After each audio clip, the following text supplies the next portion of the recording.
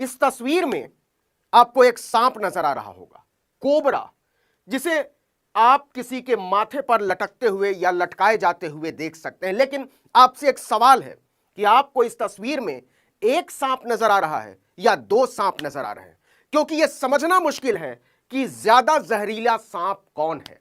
क्योंकि सांप की तो प्रकृति होती है काटना, लेकिन जब मनुष्य की प्रकृति सांप से ज्यादा जहरीली हो जाए तो आपकी हालत एल्विश यादव की तरह हो जाती है। एल्विश यादव, जिसे यूट्यूब पर करोड़ों लोग फॉलो करते हैं, एल्विश यादव लाखों युवा दिलों की धड़कन, Elvish Yadav OTT 2 big boss का विनर, वो इस समय पुलिस से भागता फिर रहा है चोर की तरह। भारतीय जनता पार्टी की सबसे वरिष्ठ सांसद मेनका गांधी ने इस आदमी के चेहरे से नकाब नोच दिया है। मेनका गांधी की संस्था पीपल्स फॉर एनिमल्स, इस संस्था के लोगों ने जाल बिछाकर इसके कारिंदों को पकड़ा है। यह वो एल्विश यादव है जो भारतीय जनता पार्टी का दुलारा है, जो हरियाणा के मुख्यमंत्री मनोहर लाल खट्टर का दुलारा है और जिसे खट्टर रोल मॉडल बताते हैं, इससे प्रेरणा लेने के लिए युवाओं को कहते हैं। और इसके बारे में जो हकीकत सामने आई है और जो उत्तर प्रदेश की नोएडा पुलिस ने अपने रोजनामचे में दर्ज किया है, FIR में दर्ज किया है, वो ये कि ये दरअसल न सिर्फ अपनी जुबान से जहर उगलता है, बल्कि सांपों के जहर का कारोबार करता है, एक सिंडिकेट का हिस्सा है। तो सबसे पहले आप एल्विश यादव के बारे में समझ लीजिए, क्योंकि इस आदमी को समझना बड़ा मुश्किल काम है। इस समय भारतीय जनता पार्टी का यह जहरीला आदमी दुलारा बना हुआ है। यह है एल्विश यादव, महंगी लग्जरी गाड़ियों का शौकीन। मार्च के महीने में ट्विटर पर गमला चोर ट्रेंड कर रहा था। एल्विश यादव के बारे में तरह तरह की बातें हो रही थी। G20 के लिए सजाने के लिए जो गमले आए थे वो चोरी हो गए थे और एक लग्जरी गाड़ी दिखाई गई थी और उसमें कहा गया था कि वो गाड़ी एल्विश यादव की है, जिसका बाद में एल्विश यादव ने खंडन किया था। लेकिन इस समय एल्विश यादव चर्चा में आया है सांपों के जहर का कारोबार करने के लिए। इस पर आरोप लगा है कि यह आदमी दिल्ली NCR के फार्म हाउसेस में रेव पार्टियां करता है, विदेशी लड़कियों को बुलाता है, सपेरों के जरिए सांपों का नाच दिखाता है और उनका जहर निकलवाकर उनके वेनोम यानी उनके विष का कारोबार करता है, बोतलों में बंद करके बेचता है। यह कितना खतरनाक है, यह कितना बड़ा जुर्म है और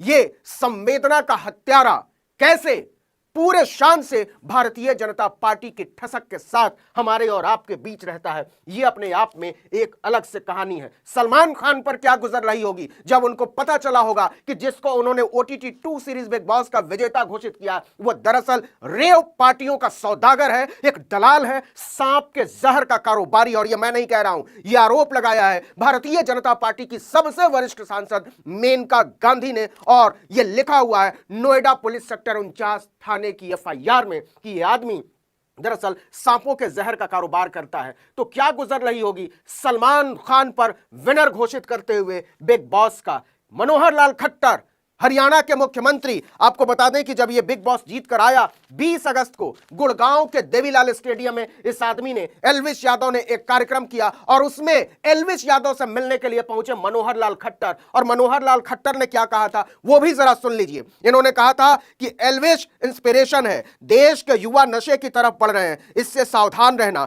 एल्विश यादव से प्रेरणा लेकर आगे बढ़ो, देश आगे बढ़ेगा, हरियाणा आगे बढ़ेगा, एल्विश यादव आगे बढ़ेगा। तो हरियाणा के मुख्यमंत्री का दुलारा, जिसको वो रोल मॉडल बताते हैं, वो असल में सांपों के जहर का कारोबारी है। और यह आरोप खुद पुलिस ने लगाया है, क्योंकि मेनका गांधी ने कहा कि जब इस पर आरोप लगे, जब इसके दलाल पकड़े गए, तब सेक्टर 49 थाने के SHO उसी बैंक्वेट हॉल में मौजूद थे जहां वो सांपों का जहर लेकर आया था। तो सबसे पहले हम आपको बताना चाहते हैं कि यह पकड़ा कैसे गया, क्योंकि मेनका गांधी ने जो कहा है और जो भारत का कानून कहता है उसके तहत तो इस आदमी को तुरंत जेल में होना चाहिए।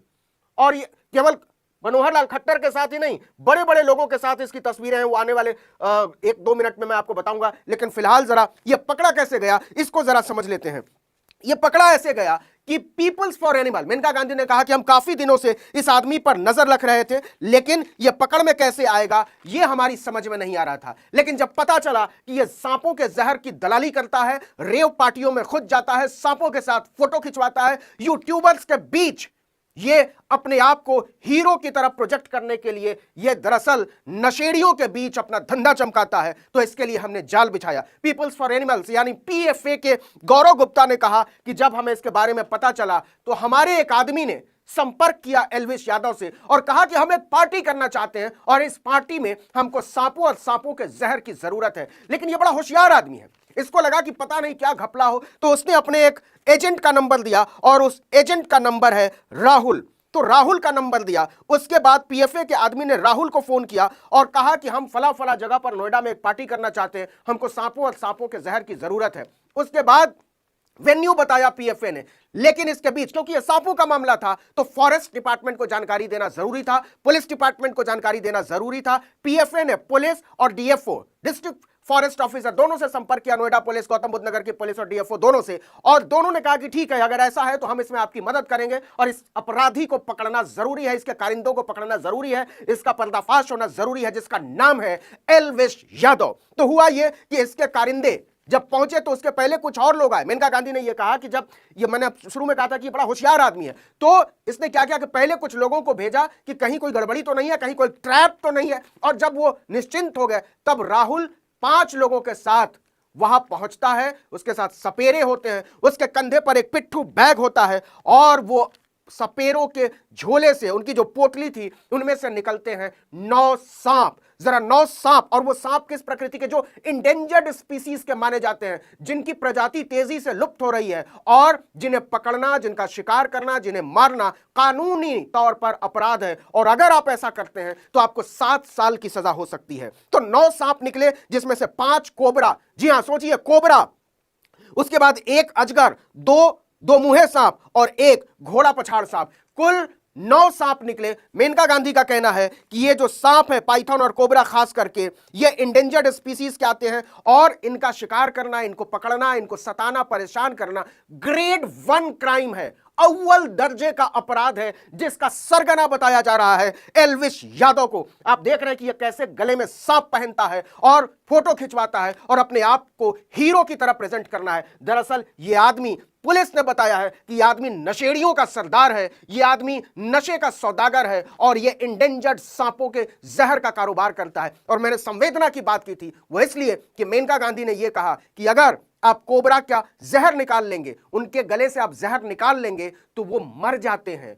क्योंकि खाने को हजम करने के लिए इस सांप को विनोम की जरूरत पड़ती है, जहर की जरूरत पड़ती है। और जब आप जहर निकाल लेते हैं तो ये सांप खाना बंद कर देते हैं और कुछ ही दिनों के बाद मर जाते हैं। तो आप तय कीजिए कि ज्यादा जहरीला कौन है, कोबरा या एल्विश यादव। तो फिर से कहानी पर आते हैं कि जब पुलिस और डीएफओ, उनकी टीम, पीएफए की टीम वहां पहले से घात लगाकर बैठी हुई थी और सेक्टर 51 नोएडा के एक बैंक्वेट हॉल में जब राहुल अपने साथियों के साथ पहुंचा, जैसे ही इसने सांपों को निकाला, पुलिस और फॉरेस्ट डिपार्टमेंट की टीम ने उसको दबोच लिया और उसके पिट्ठू बैग से, क्योंकि वो अपने बैग पर पिट्ठू बैग लेकर आया था, उसमें से 20 ml जहर निकला सांप का, उसे पुलिस ने बरामद कर लिया। ये वो आदमी है जो अपने आप को हीरो की तरह प्रेजेंट करता। मैंने आपको बताया था कि मनोहर लाल खट्टर इसको हीरो की तरह बताते हैं। और केवल खट्टर ही नहीं, इस आदमी की पहुंच भारतीय जनता पार्टी में बहुत ऊंचाई तक है, बड़े बड़े लोग इसको फॉलो करते हैं। मनोहर लाल खट्टर तो इसके कार्यक्रम में खुद पहुंचते हैं। स्मृति ईरानी,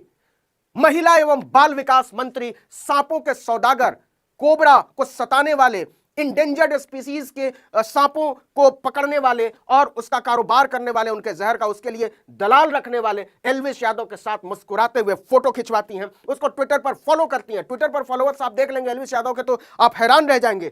इतना ही नहीं, निर्मला सीतारमण भी ट्विटर पर इस आदमी को फॉलो करती हैं। ये देखिए निर्मला सीतारमण, मनोहर लाल खट्टर, ये देखिए स्मृति ईरानी, तो ऐसे ऐसे लोग फॉलो करते हैं। कपिल मिश्रा, दंगाई सोच का भाजपाई आदमी, वो इस आदमी को फॉलो करता है। शलभ मणि त्रिपाठी पूर्व पत्रकार और विधायक, वो एल्विश यादव को फॉलो करते हैं। तो जिसके ऐसे ऐसे फॉलोअर हैं, उसका दिमाग क्यों नहीं खराब होगा, ये आप सोच सकते हैं, क्योंकि दरअसल ये अपराधी प्रकृति का आदमी है। और मेनका गांधी ने साफ साफ कहा कि यह आदमी अभी तक बाहर कैसे है, यह बचा हुआ कैसे है, क्योंकि जब इसकी जमानत नहीं होनी चाहिए। यह आदमी भयानक तरीके से खतरनाक है। जिन लोगों को पकड़ा गया है, 32 साल का राहुल, 45 साल का टीटू नाथ, इसके अलावा जयकरण जो 50 साल का है, नारायण 50 50 साल का और रविनाथ 45 साल के। इन 5 लोगों को नोएडा पुलिस ने गिरफ्तार किया, लेकिन एल्विश यादव अभी भी कानून के फंदे से बाहर छूटा हुआ है। यह भागता फिर रहा है, जिसको करोड़ों लोग फॉलो करते हैं वो भागता फिर रहा है।